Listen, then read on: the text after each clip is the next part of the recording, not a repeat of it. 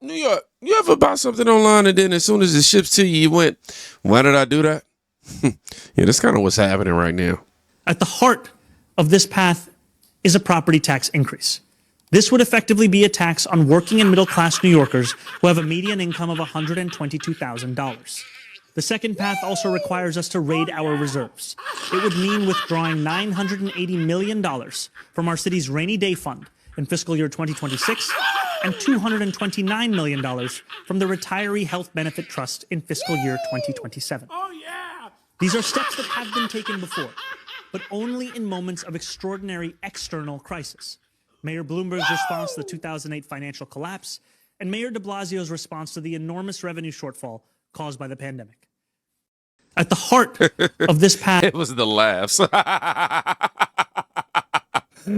Oh, my gosh. You need to do a good laugh to start off your morning, right? You know, man, so some comedians, they don't predict policy, but they can predict that regret. Tell you that. And that's the tone. That's the tone of that clip completely. You know, it isn't rage, it's inevitability. That's what I felt. It's the quiet smirk that says, you don't get to act surprised now. Mm-hmm. And here's where it shifts, because laughing at voters is one thing, right? But watching those voters replay campaign promises in their head, that's totally different. I'm just saying. That's a little different. And that's exactly what started happening next, though. Mamdani. This guy's been mayor of New York City for 1 month, okay? What he promised was a free bus for everybody, grocery stores run by the government for, poor people to get food, which is a good thing, I think. And that rent was gonna go down. Those were like the big three things he promised everybody. So today he's got his first meeting with the city about the budget.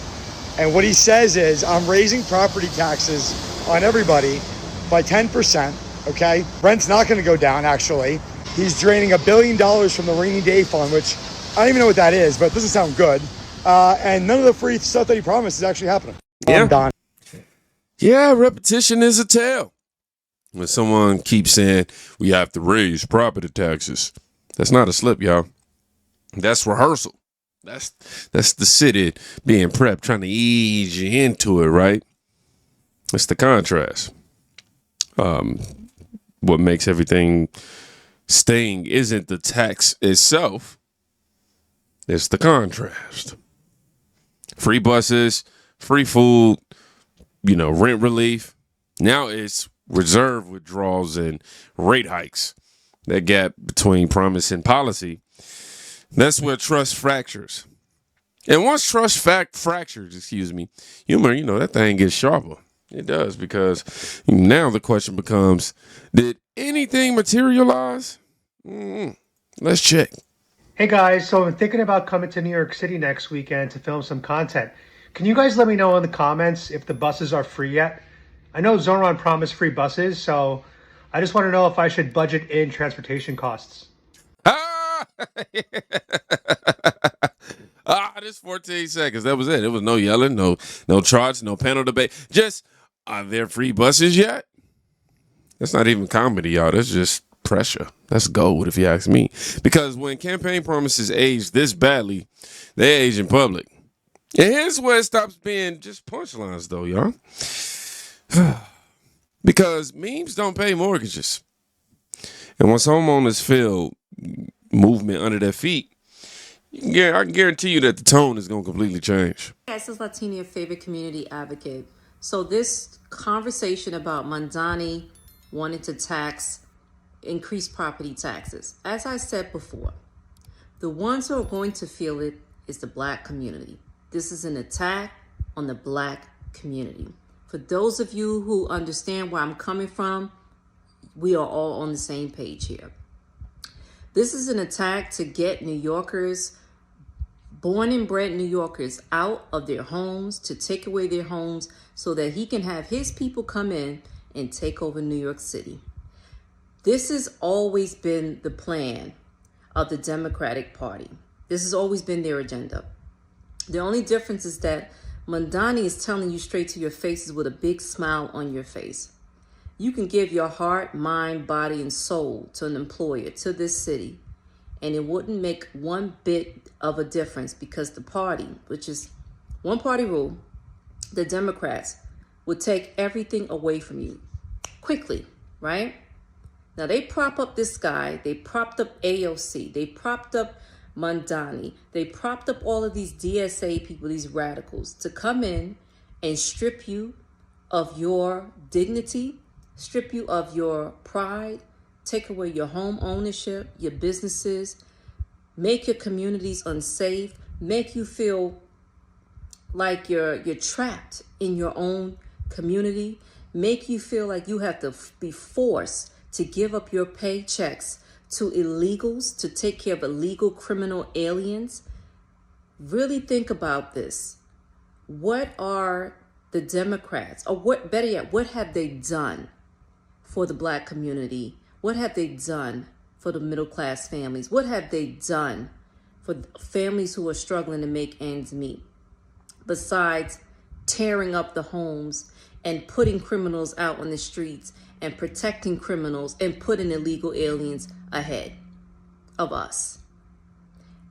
Black people, you're going to have to really wake up and really start rethinking how you vote and vote the opposite, because Mamdani is a plant and he is telling you to your faces, to all of us, that we are not welcome in our own damn city anymore. That's exactly what's happening here. We are no longer welcome in our own city. This is a takeover. This is a shakedown. It's him telling taxpayers that if he doesn't get money to fund illegal aliens, it's an FU to American citizens. Let that sink in. Wow. Now you feel the shift. That's not satire. That's someone thinking about foreclosure notices. When the word generational wealth enters the conversation, it's no longer social media energy. That's legacy right there. And here's the part that complicates it. The mayor didn't deny the impact. He explained it, y'all. I want y'all to listen to this very, very carefully. For those who have watched budget after budget, it is tempting to assume that we are engaging in the same dance as our predecessors. Let me assure you, nothing about this is typical. That's why our solutions won't be either. There are two paths to bridge this gap. The first is the most sustainable and the fairest path. This is the path of ending the drain on our city and raising taxes on the richest New Yorkers and the most profitable corporations. The onus for resolving this crisis should not be placed on the backs of working and middle-class New Yorkers. If we do not fix this structural imbalance and do not heed the calls of New Yorkers to raise taxes on the wealthy, this crisis will not disappear. It will simply return, year after year, forcing harder and harsher choices each time. And if we do not go down the first path, the city will be forced down a second, more harmful path. Faced with no other choice, the city would have to exercise the only revenue lever fully within our own control. We would have to raise property taxes. Oh, wow. Oh, wow. For those who have watched budget Y'all heard it from him. Across all four classes, homeowners, renters, commercial, that's surgical language, clear, deliberate, which means this isn't accidental. It's calculated leverage. But leverage only works if people stay. I'm just saying. And that's where this next voice enters. Not emotional. I would say strategic. Everybody from New York and New Jersey and Massachusetts is moving into my neighborhood. I'm pissed off. And this guy's just doing more of it. Zohran Mamdani is issuing an ultimatum in an effort to close the city's massive budget gap.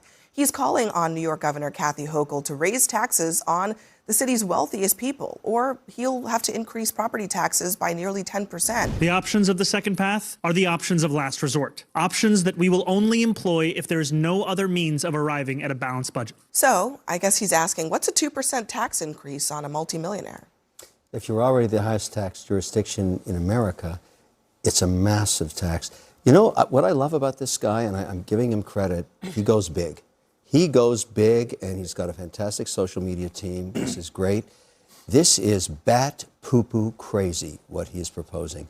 And probably sometime next year, within 12 to 18 months, I will meet him in Miami and give him Real Estate Agent of the Year award. Because I'm not happy with what's happening. I can't get across the bridge anymore. I live in Miami Beach. Everybody from New York and New Jersey and Massachusetts is moving into my neighborhood. I'm pissed off. And this guy's just doing more of it. What he's proposing is beyond insane, but I love it. You are now, very I'm dramatic. like everybody else. Listen, you guys live here. You're not paying your fair share. I don't live here. You've got to pay 110%. That's the right thing to do. Because he's not cutting spending. No, but he's just going to tax you into oblivion. He said people vote with their feet. That line hits because migration isn't ideology, it's math. Raise costs, people, relocate, tax base shrinks, pressure increases. Now, you're not debating socialism or capitalism, you're debating sustainability at that point. And I'm going to just say when sustainability becomes a question mark, anxiety creeps in. And we already know anxiety is that thing that likes to spread pretty fast. All right, good morning. I am Sweeney. I'm coming to you live from Sun Valley, Idaho. I'm finally back in New York City tonight. But before I'm back, I wanted to give you my thoughts and impressions of Zohran Mamdani's budget proposal. A lot of you guys were asking for my take on this yesterday, but I wanted to do my due diligence. I wanted to get comfortable and familiar with the thing, read it line by line, and understand every nook and cranny. And hand to God, I promise you guys, as I was doing so last night, I had to get up out of my chair and walk around the house because I very simply could not believe the things that I was reading.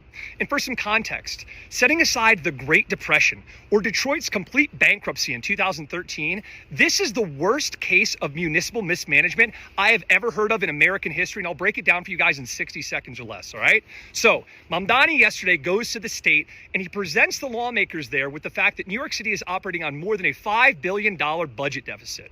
And what is a budget deficit? It's very simple. It's when a city is spending more than what it is bringing in via tax revenue.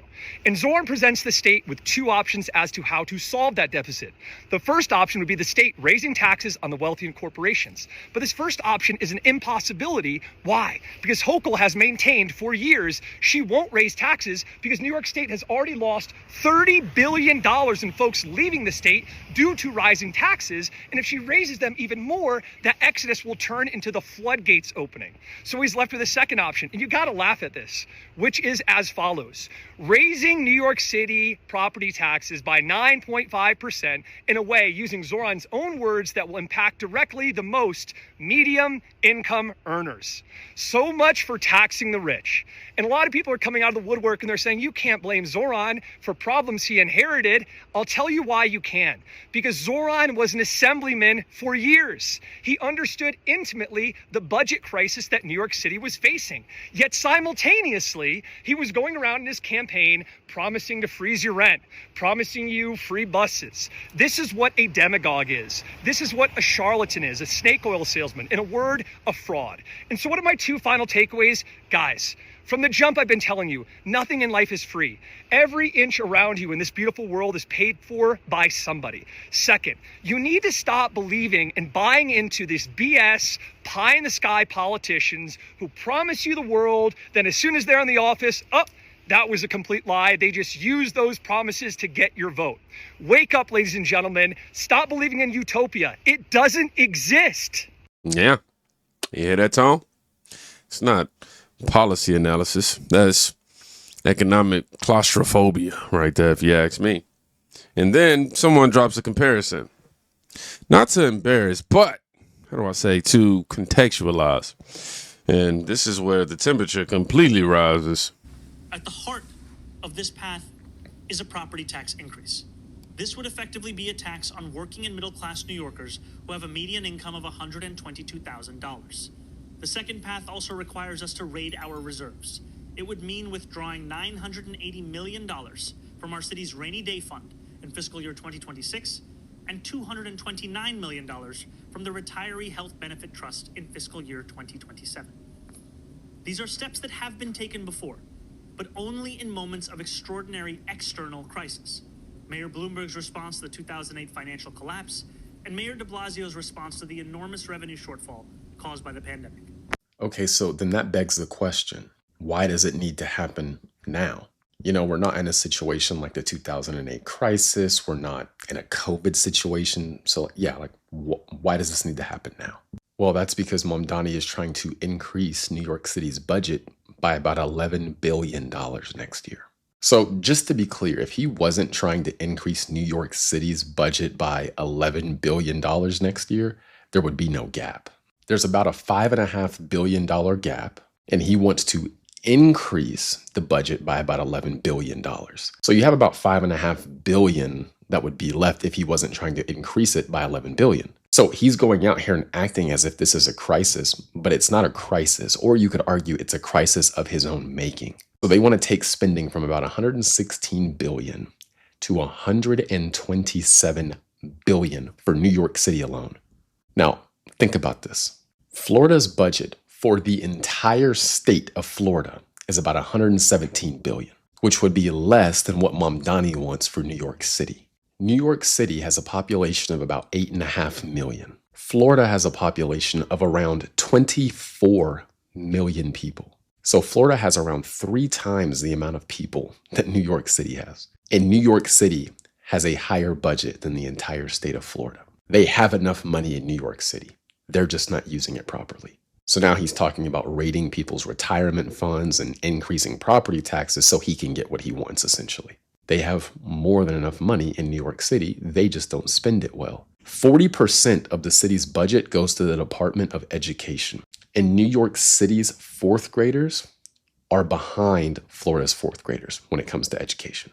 4th grade is young enough to where there's still changes that could be made, but they're old enough to where you can see how the system they're operating is. Also, around that time, kids go from learning to read to starting to read to learn. So 4th grade is an important time. That's why I talked about that age. So they spend more money and they get less results. Democrats have a spending problem. It's obvious. But that's all I've got for now. Don't forget I have a free email newsletter. Send that out every morning, 7 a.m. Central. Hope to see you there. The link is in my profile.